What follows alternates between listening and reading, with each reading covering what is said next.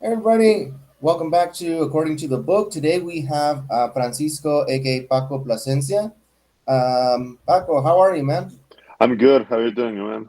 I'm good. Doing all right. So, you and I, we go all the way back to Mexico City and the ASF, don't we? Ooh, way back, way back, man. Just a long time ago.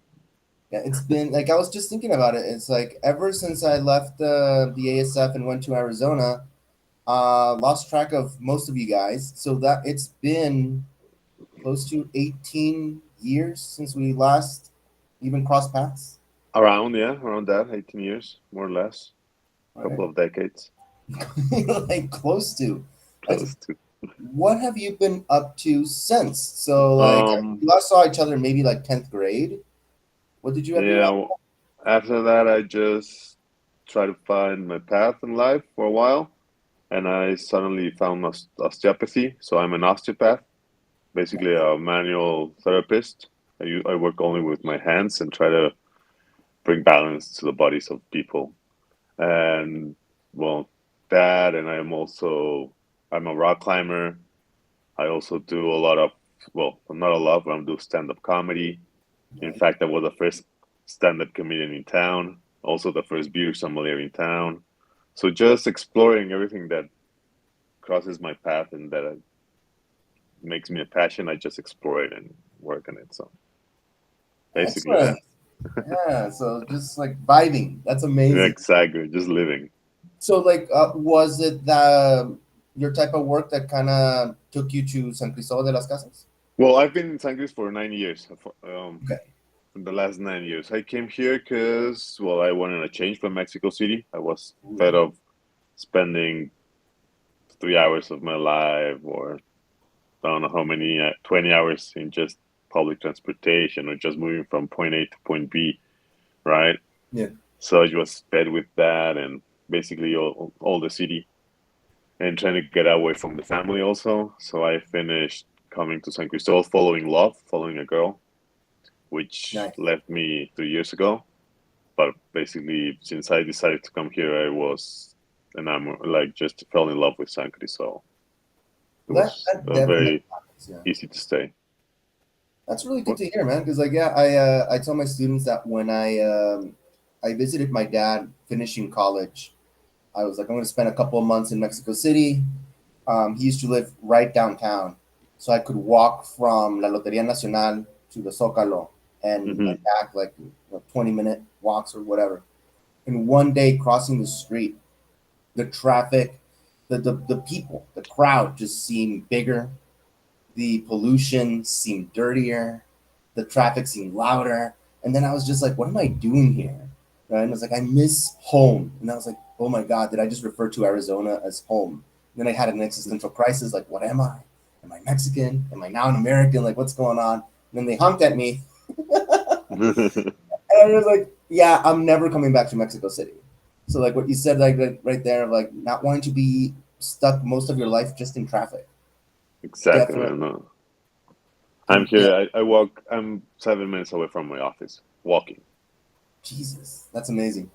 So it's quality of life, basically. Yeah, exactly. Very good, man. And so like I sent you some stuff from the books that we use because you said that it's a big deal down in Chiapas in general about like environmentalism, preserving water, the water waste and stuff like that. And I sent you a video by I believe they're called Fern, the Fern. Yep. channel, right? And we'll go ahead and link it in the video description below. But he talked about how like in Chiapas in general, it rains a lot because of the type Well, of place, since right? it rains, but from when I first met San Cristobal, or at least Chiapas, 11 years ago, from to now, the rain has decreased a crazy amount. Just it doesn't rain like it used to. By now, it should have. I remember when I first came in rainy season, it rained in the morning, in the afternoon, and at night. Right Right. now, we get one rain a day, and like big, like waters. They're not even. It's not even raining. We've been receiving like less and less water from the skies, and the drought is just unreal, man. It's just it affects like all the state, not only a region. That's bonkers. So you've noticed that just in the 9 years you've been there. Yeah, exactly. Like, and it's noticeable. It's just hotter even.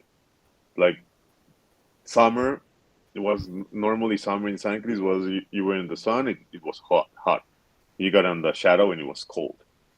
Now Right. it's just hot, you know, All the time. all the time. So Wow. And so like they talk about how even with all that rain, and well, like you said, now it's considerably less. less, right? But even though it rains more than most places, because of that rain, the infrastructure is kind of shaky because the ground is always wet, it's always muddy. You can't really build too much on it, so there's not much modern infrastructure around San Cristobal and Chiapas in general. Is that true? Well, man, it's hard because it's also Chiapas is a very special state in Mexico, Mhm. right? There's a lot of fight for the territory, even just for for the land, basically. Like people respect land and try to fight for it. Right. And here comes like the example you sent me, like Coke, and they just they extract the water in this case, no? But there's also mining extractivism. There's natural resources. Like nowadays, they've just opened the famous train Maya, right? Right. So now they're gonna do a highway between San Cristobal and Palenque because the only way to get there it's the longest 200 kilometers in your life, like around 140 miles, let's Okay. say. They're the longest 140 miles of your life. You're gonna do like 5 hours and a half, right? It's Jesus. just long and hard. A lot of bumps, you cross a lot of communities. So they've been trying to do this highway for years by now, and basically, and they're gonna do it. Like it's gonna be done some Yeah. way or another. But they're gonna just get land from people. Like I know a guy that they're gonna the highway's gonna cross 90% of his ranch, Mhm. of his property. So, and it's money he's not gonna see, right? Like 90% of his property just taken by a highway. And like that case, there's thousands in the state. So there's always like people rising up, and it's pretty fun. Well, yeah, that's it. Well, all of that is exactly what I want to touch upon because, like, now that you mentioned that highway, several years ago, I don't know where it's at currently, but they wanted to build I-11, Interstate 11 in Arizona, that would be from Las Vegas straight down to Hermosillo. Right, for all the Shit, big spenders from Hermosillo in northern Mexico, they can just drive up to Las Vegas straight shot without having to go through Tucson or Phoenix or anything like that. And people are fighting it because it's going to go through some reservations and through some exactly. ecological places of the Desierto de Sonora. Um, and I just kind of shrug because it's like there's so much money behind it. It's going to get done, just like you said right now. Like it's going to go through 90% of somebody's land, and it's going to get done. you You can know, get the well, you can see it with the Tren Maya, right? That thing right? is getting done. It's killing cenotes. So, Exactly. Right, and they were also uh talking about the deforestation that it caused oof, and all the habitat that was lost and about the jaguar and all the birds and stuff like that. yeah, like even the landscape in San Cristobal has changed.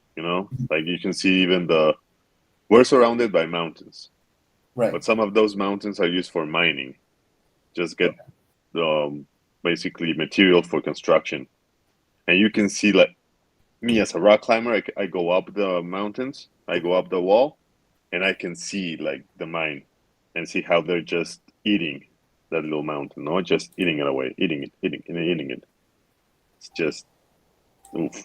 It's sad, man. To be honest, Right, because it's pretty it's sad. only well, it feels at the very least that it's only getting worse because all these industries coming in. The people that fought the Tren Maya, that's what they talked about. These little communities want to remain small communities, and what they've been talking about is that since they're now going to be stops on the train, that people are hoping for industry to grow around these towns, and they're like, we don't want that. It's like we want our Exactly. town to stay a town. So let me go ahead and share this with you. and so we can talk about it a little bit more. So this one is about. Let me see. It's a specific window, and here we go. So this one talks about like the different problems. We're not gonna have to. We're not gonna do the exercise. We're just gonna talk about the issues.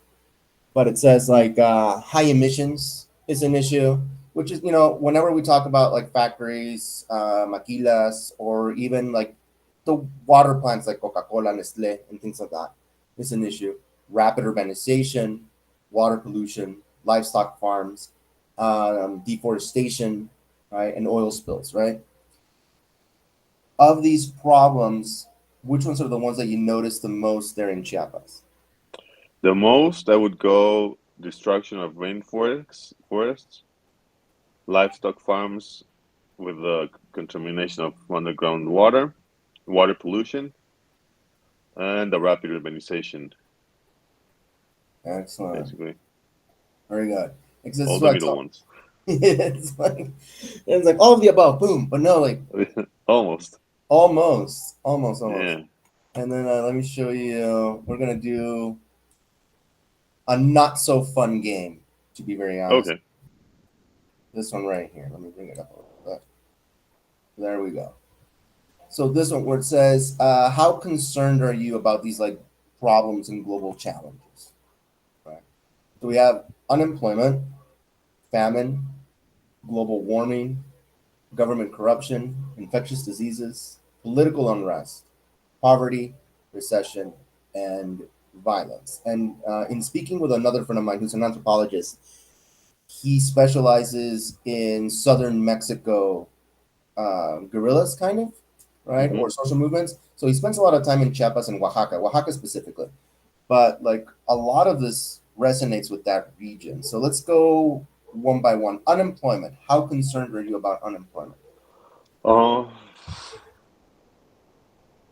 I'm more in unemployment. I'm more concerned of the low salaries than unemployment Okay. per se. Right? It's just and there's always employment. There's always like a rotation of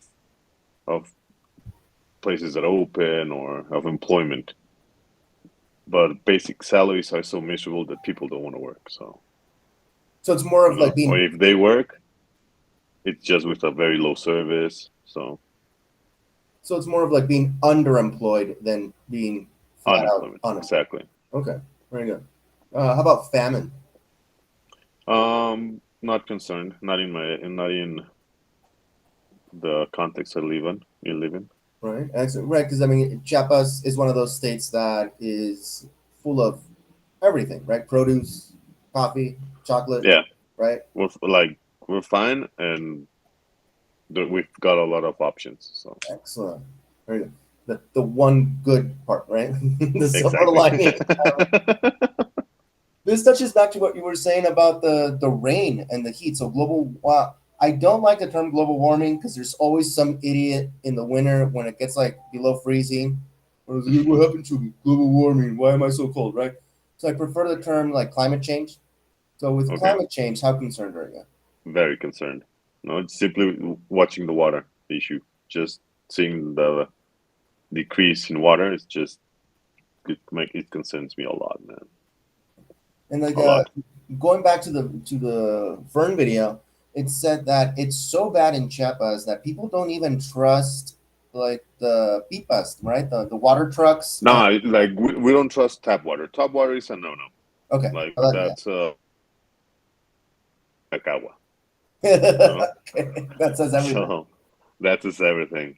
Um, so that's a no-no. And the thing with the water pipes is that they go and get it from different like little the springs that are around town, or Okay, even from basically big potholes, or even the same. Oh, I forgot the name. The like little lakes that we've got around because it's the a páramo, basically. San okay. Cristobal it used to be like a páramo, like a swampy area, and there's like still some humedales, and they get water from there. So it's not also the best water, maybe. So Yeesh. Like it said, so like yeah, they don't even trust the water jugs, which are supposedly purified and cleaned up, and It's one of the No, reasons no, why no. people just resort to soda in general and other drinks, right? Basically, a lot of people for soda or just like big heavy filters or try to get water filters. No, different types of filters in your house or whatever. So that's the option we try to implement instead of soft drinks. No, there's different associations in town that try to get access of pure of drinking water to people. So Excellent, excellent. How about government corruption? Now, this is a big deal in Chiapas. It has been like ever since we were kids with the STLN, back in the yeah, mid '90s. So, how's that looking? yeah. I'm basically as a 40-year-old Mexican, I'm not even concerned Okay, because that's always gonna be there.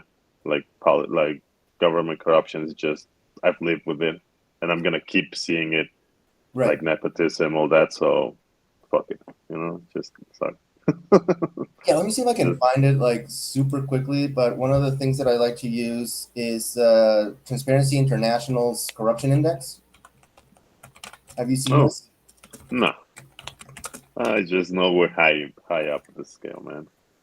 Like in this town, anything can be done, and then the thing also with Mexico, like at least with my in Chiapas, we've got a battle between carteles right now trying to get the power of the state Right.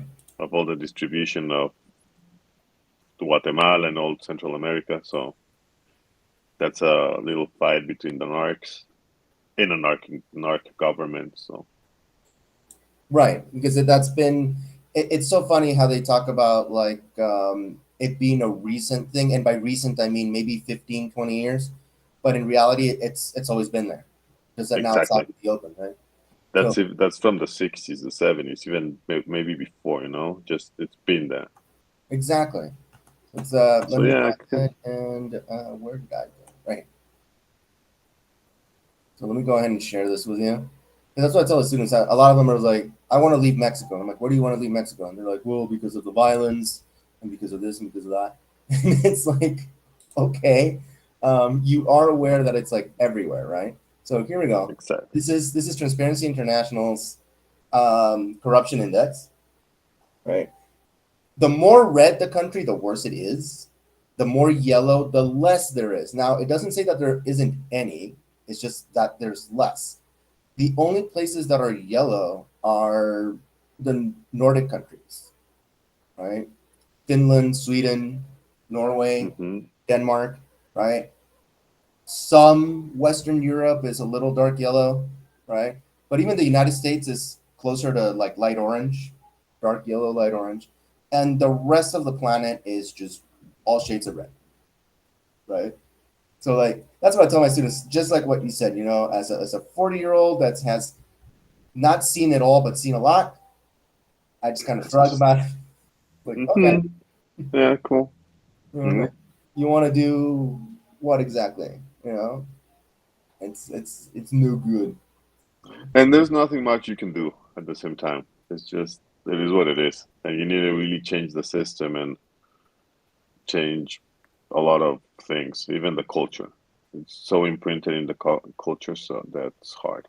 That's the biggest one. It's the culture thing where like that's that's the other one where like we're so apathetic now as a society in Mexico. Where it's like that's just the way it is, and oh well, right? Fuck yeah, exactly. It's another thing that they And keep. that's a sad part also, just the apathy, So in general, because that also goes to taxation and a lot of things. Exactly. Right. It's just this cycle. So that was government Government corruption. corruption. How about infectious diseases? Because of the rain, I'm assuming that there's a lot of insects, mosquitoes, dengue, chikungunya. Fairly concerned. In fact, a couple of months ago, there was a little hepatitis A um, pandemic Hmm. epidemic in town because the basically water was so low in the rivers that all the thing that was around there, all those diseases were just airborne. So it was pretty nasty. Even a lot of friends got sick from something that we doctors really didn't know what it is. They were just sick. So, Oh wow. and it seemed like maybe like a typhoidea, maybe dengue. Like they never knew what was wrong. No, even hepatitis. They never figured it out. That is so So bizarre. Did they get better though? Eventually. yeah. They got better. They didn't know what they got, but they got better. Yeah. So it's one of those that it just what do they call it? Chicken noodle soup, plenty of rest, plenty of clean water, and let it ride, right? More or less, a lot of antibiotics, a lot of things, but yeah, IVs. Okay. It was hard for people. That Oof. thing. Nice. Yeah, whenever I get to this one, I mean, the pandemic changed so much because before the pandemic, most people were like, "Yeah, I don't really care." I mean, these kids are like 18 to 20 years old. They think they're invincible, right? So they're like, Oof. I'm not concerned." And then after the pandemic, they're like, "No, I'm pretty concerned," you know. Yeah, that can happen. It can happen. Anything can happen, man. And so, like, Mm. this one kind of circles back to the government corruption, but the political unrest. And you just talked about it's there's definitely a lot of narco presence, rebellions, things like that. How does that look like and feel like? Mm. Well, let's see. Well, it's been a time of peace, let's say, in the state. There's only like the narc fights, Okay. and they really like. There's a lot of misinformation around, Okay. for like the real security of sometimes in the state. But with our new government, it should be more calm. Okay. So, but it gets me fairly concerned, like what's gonna come next. I know that the acetylene is not gonna come back around Okay. because they don't have the infrastructure to do it now, not even the money. So, and there's only like the narcs that are fighting for power, and that's also within the government, and so That's higher up. changes. So okay. So yeah, exactly. So government changes, it's gonna bring a lot of changes. So we're just trying to wave the ride the wave.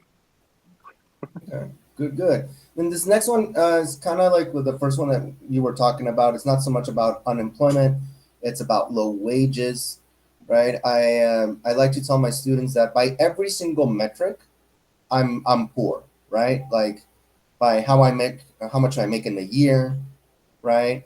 By having next to no possessions, right? I'm very minimalistic. I really don't care, right? What I wear, the type of stuff that I wear, and everything. So it's like when it comes to poverty, it's like I'm not concerned because as long as I have a roof over my head, I'm okay, right? Hmm. But it's still an issue, right? Just because I'm fine, I can at least cover rent and food doesn't mean that it's not a problem. So you were talking about in that area specifically due to the low wages. Um, how concerned are you about poverty in general? Very concerned because it also brings back security, right? Okay. People can get money easily working for narcs or things like that. So that's also part of the problem, right? Like if you offer good wages or fair treat treats fairly people, Mhm. maybe they try not to work in these types of jobs. So They're it's easily swayed and lured to that. like money sways people, no? At any level, any education, it just it's got a way to sway people, right? Like people maybe even value people for how much money they have. Right. So it's got its power, basically. All right. And then this next one, Uy, recession. ay, mano. How concerned are you about a recession? Very concerned. Yeah. Remember the technical recession, the recession that's coming. Yeah. So there's one coming. You feel it coming? We've, bueno, see, we've been in Mexico, we've been in recession for the last year, Okay. basically.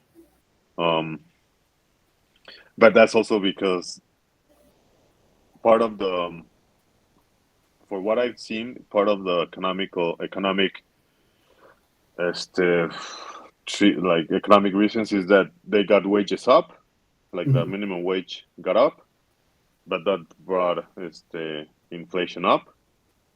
Normal, no, people have more money to spend. Their prices are gonna go up. That brought a recession, and now with all the reforms that are passing, there's gonna be a lot of foreign investment drawn out of the country. Logical, that's part of it. So there's gonna be less investment. That means less money. That means less jobs. So we'll see how it Oof. goes. We can Right? come back to that Uh, one on maybe February, March. that was uh, See, this one, I and don't know, we've been man. through so many. So like our first big one, like when I talk to my parents, I don't know if it happens to you too. I mean, they talk about the ones from like the 70s and 80s and how hard that hit them. But like the Mexico's one been that like, we felt the it's been most, always in recession. right? It's like every What 6 years. Salinas? Every 6 years. Yeah, that was the big one, right? When Salinas left, Cedillo came in, right between 94 and Oof, 96. That was the big boom that that was changed brutal, man. so much, right? Then we That had the was dot-com brutal, bubble of 2000, the housing of 2008, the pandemic just 4 years and that ago. affected whole worldwide. Yeah. Oof. See, no, it's all over the place, no. Yes, I was talking with a friend about if Mexico goes bad, I'll go to Colombia. No, just because my money is more there. But I wouldn't go to Argentina because those guys are really fucked. No, they've Yes. been fucked since I remember. So Yeah, there's I amazing. recently saw this documentary about how they went from being pretty well off economically speaking, like back in the 50s, to like now where it's just a complete mess all the time. Right? Those guys, see. Spooky. At least, But it's at funny least that we're you not want to over there. go. It's funny that you want to go to Colombia because one of my ex's friends, he actually came from Colombia to here. He spent a couple of months with us while he found a job, and I told her I was Hmm. like, "Does he know that we're looking for jobs too, and that's why we go to the states and Canada?" It's like, how bad is it in Colombia? That his thought was like, I can just go to Mexico. Well, exactly. Like, see. That's the idea. I would go to Colombia because my money is gonna be more. Right. It's like the same, like all these digital nomads are living the Mexican dream Mhm. because they cannot pay afford to live in their countries. Yeah. So Oh they man. come and live here, and they gentrify the Yeah. space, and then locals cannot pay the rent. And that phenomenon here is being crazy. Just oof, it's going off the charts. The housing is gonna be a crisis in less than a year. Hard Well, one. that's something else that I discuss with my students, where it's like this is a global thing, right? And it's like you're mad at the wrong person, right? Like these digital nomads, or not even just digital nomads, it's people that ask their companies if they can transfer to the branch down here or Latin America in general. And I tell them it's like they're trying to do whatever they can to survive because it's just as crappy in their country, right? Exactly. Like I was looking at these stats the other day, and like the average rent in the United States is $1,200 for like one bedroom apartments. So like it's crazy. It's like how can people afford that making 40,000 or less? Because 40,000 is like the medium income, right? It's not even the average income; it's the medium income, which means way more people are making way less than that, Less. right? So it's like why? How can they even expect to have housing or decent housing? So like those that can obviously leave, and then it affects us. But then we get angry with them instead of like, oh, I don't know, the economy in general, the banks, our politicians. Right? It's like we're taking it out on the Definitely. wrong people. They're just a symptom of a bigger problem. Exactly. There you go. That's the And thing. it's a nice lead in into the next one because in Mexico City specifically, I've seen a lot of this, like with the violence because of Oof. the gentrification, the lack of safety, and all this stuff. How concerned are you with violence? Very concerned. Okay. That's how because I've seen how it's been changing in town also. No, we shouldn't. There was never shootings. Now there's shootings. As Ooh. simple as that. No, even a friend's bar got a couple of shots into the bar. His So, barn got shut up. yep. Oh, So, man, it's tough. It's just, oof. yeah, here I'm supposed to live in a suburb. I supposedly live in a suburb of Guadalajara. And right outside the wall of the gated community, right, they found a narcofosa Whoa. with like body parts of like maybe like 24 people, something like that, right? And I was like, wow. And I'm in the suburbs, quote unquote, the nicer area of town, and like literally like 5 meters from my house, there was a narcofosa. I was like, well, that's Maybe that's one odd. of your neighbors, man. Well, I wasn't one of my neighbors, or well, I'm not too much in the know with this one, but my mom in her old neighborhood, her neighbor was a narco, and they would go Mm. to mass together, and she would give peace, then send Uh-huh. mass and all that, and then one day he disappeared, like he just stopped going to church, and she was like, "What happened to Fulanito?" I'm like, "Did you hear? He's a narco. They shot up his house, and he went into hiding." She was like, "Oh my Or god!" maybe he's in the. Her Happens. literal Look, next door neighbor. Yeah. it's So, very common. It's common. yeah. So like, and what's funny to me is, well, not haha funny, right? But us as men, we worry about different aspects of violence. Like we're talking about crime going up, narco violence and stuff like that. When I ask my female students, like what kind of violence are you concerned about? They talk about the safety in public transit, not being able to be alone at night after a certain time, right? Just yesterday, one of my coworkers started passing around a picture of a student that quote unquote had disappeared because her mother hadn't heard from her in like 4 hours and they were worried. And it turns out that she forgot her phone. She made it to class, she was safe, but the fact that her mom hadn't heard from her in such a long time, she started freaking out. Right? It happens. So, have you noticed that in San Cristobal, where it's a considerably smaller community than Guadalajara and Mexico City, where like that also affects women and other minority groups, maybe? Yes. Yes, yes, yes. It happens a lot. Even a week ago, a friend, well, not a friend, one of the singers in town, Mhm. she she didn't report that she got to Argentina fine, and people were just bonkers, right? Like maybe she forgot to charge the battery, who knows? Mhm. And people were just alarmed, like where's Paulina? No, she hasn't reported, and that's like a normal, and that's also the fear, of women in town also, like and in Mexico in general, like they're the ones that walk in fear.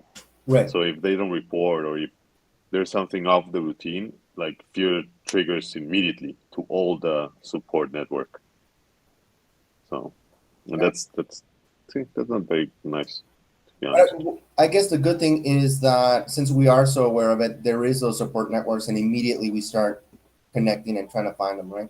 Did Exactly. she was she okay finally? Yes, Okay, because she had just forgot to say she was okay, right? excellent. Well, that's good to hear. And then one last one that I wanted to talk to you about, because again, the main issue, well, not the main issue, but one of the biggest ones is pretty much the Coca-Cola plant. How far away is the Coca-Cola plant from San Cristobal exactly? Um, it's part of San Cristobal, like it's in the suburbs, I would say. Okay, so it's right there, right? Yeah. And so like here we have a conversation between these two kids, where it says Cindy and Otis. Let me see if I can zoom in on it a little more. Here we go. And they're talking about whatever factory or plant is contaminating the local water, right? And I feel like that's the problem with the Coca-Cola in whatever community they are at, but specifically in smaller communities like San Cristobal, where not only are they extracting the water that could be reaching the local communities, but at the same time they're contaminating the water, right? Exactly. And then they're reselling you that very same water that they're extracting just in plastic for 20 pesos, 25 pesos, however much they're 600 mls. And that plastic is gonna be disposed. Yeah, exactly. So like uh, we've already touched upon this a couple of times. You and I, we've been around, in our 40s. We've seen a few things. We're a little jaded. So, like, when I read this conversation between Cindy and Otis, I find him relatively naive. What did you think of it? Let me give it a quick scan. Sí, bueno. Like I like real actions, you know. Mhm. That's and that's the thing. Like it's hard to get actions going or to find a way to protest even, no, because it's so high up the mountain, like so high in the government, like the connections or the money that is moving that things, like we said before, things are gonna happen no matter what. Right. So trying to change the system is to also try to change is changing the culture always. And it's good to say something, but it's more of a changing a system that is of just raising your voice.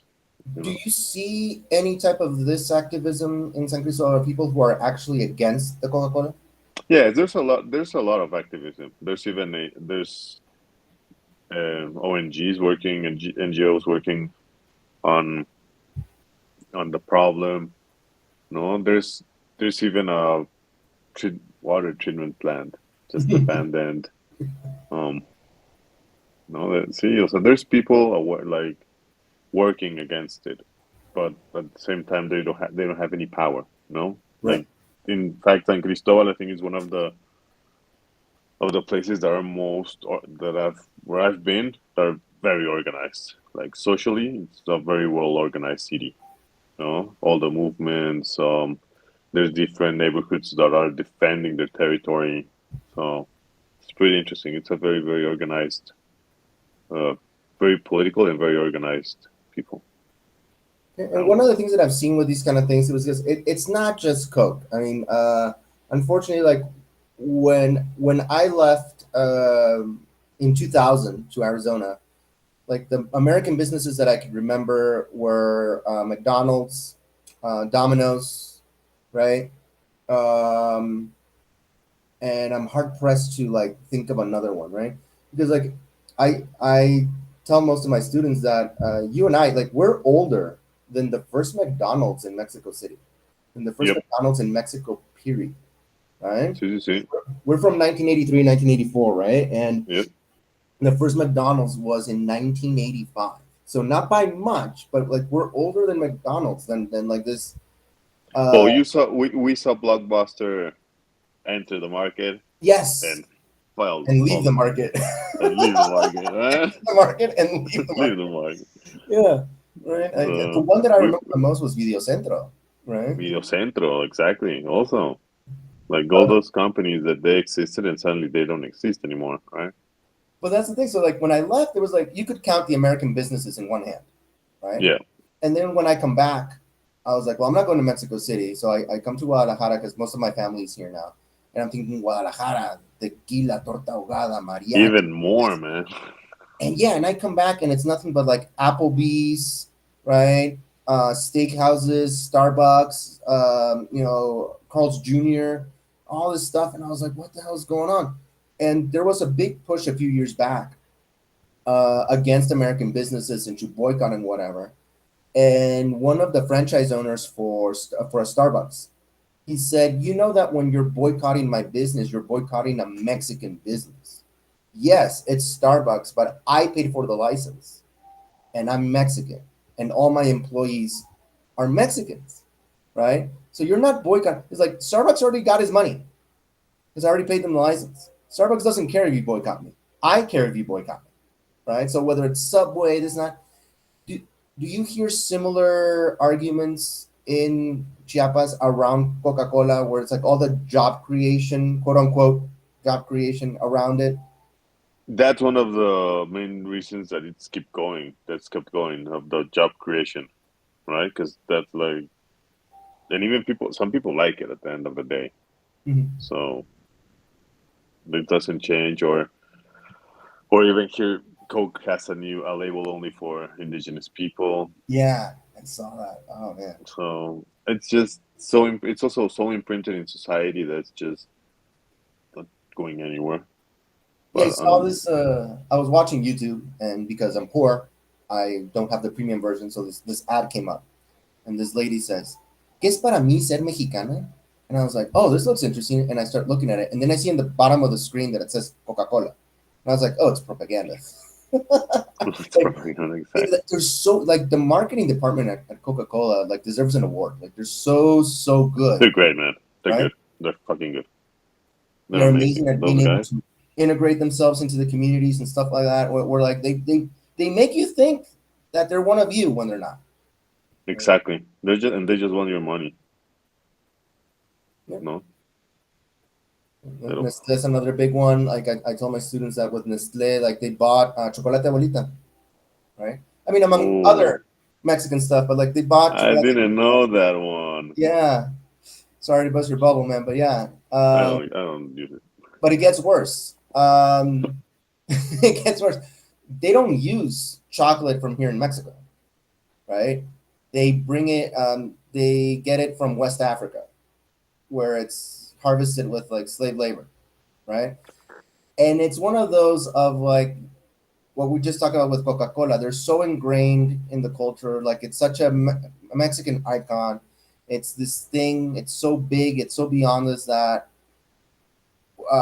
one can't help but be complicit. Because it's like, what am I gonna do, right? Exactly. I saw a meme the other day that said, like, aren't you worried about what's going on in the Middle East? And he's like, dude, I'm worried about how am I gonna pay my rent and how am I gonna Mhm. buy groceries. I don't have time to worry about the Middle East, right? So like, there's people that just don't care. Not that they're Mhm. apathetic, but they have bigger worries, right? Immediate concerns. And so like it's this mishmash of not being in ideal living conditions, not having proper infrastructure, having a corrupt government, this and that, whatever. Where like at the end of the day, like if I buy or don't buy Coca Cola, all of a sudden It's the becomes least of my worries. yeah, Who cares, man? yeah. Oh Yeah, man, it's that's it. That's so it. That's what happens. Exactly. You know, like you need to survive first to right. just try to think about anything social, basically, or how to make a change. If you're not surviving, don't expect people to care about a change. No, they want to change their reality, and that's their main focus. No, So you mentioned it at the beginning, like you just been like your life journey has taken you to a place where like you just want like personal peace, right? What kind of advice, like to leave it on a good note instead of in such a crushing depression manner? What kind of advice can you give people as to like how to carry forward? um, define what's quality of life for you. First of all, like we always are searching for those three words: quality of life. But the reality is that you need to find it first. You need to define for you what that means, because it doesn't mean the same for everybody. Right. No, so define it, know what you want from life, and then just try to be congruent with your actions, and you'll get what you want. No, but be congruent. Like if you're gonna be a son of a bitch, be a son of a bitch. No, if you're gonna be a good guy, be a good guy, but just be congruent. And so see, and that basically. I just told that to one of my students today. I kind of took over a business English class because their professor got got dengue. Speaking of infectious diseases, Oof. so I stepped in, and one of the students we were talking about like, what do you like about shopping, right? What do you like and what don't you like about shopping? And she's like, oh, I love shopping. She's like, I'm a materialistic person, and I was like, you know what? I love the fact that you own it and that you're honest. Like Exactly. I respect that. Even if it See, doesn't, if I don't agree with it, like life philosophy or whatever, like the fact that you were that blunt and honest, I was like, congratulations. no, that's if that's knowing herself, Yeah. that's knowing what she wants, and herself, and from there, it's easier to just find a career path or find something that you want to make money from, or even one of your passions, just go with it. So, but the first you need to know yourself. If you don't know yourself, that's how do you expect to be happy in whatever you decide to do? Excellent, man. Very, very wise words. All right. Very good. Paco, thank you so much, man, Ah, for it's been a pleasure, man. giving us this time. And It's been a hopefully we can pleasure. do this again. And I'll catch you on the flip side. Of course, anytime. Just let me know. Excellent, everybody. Thank you so much for sticking around to the end. Don't forget to like and subscribe, and leave stuff in the comments if you want to hear more about Paco or anything specific. Let us know. Thank you for sticking around with According to the Book. Great.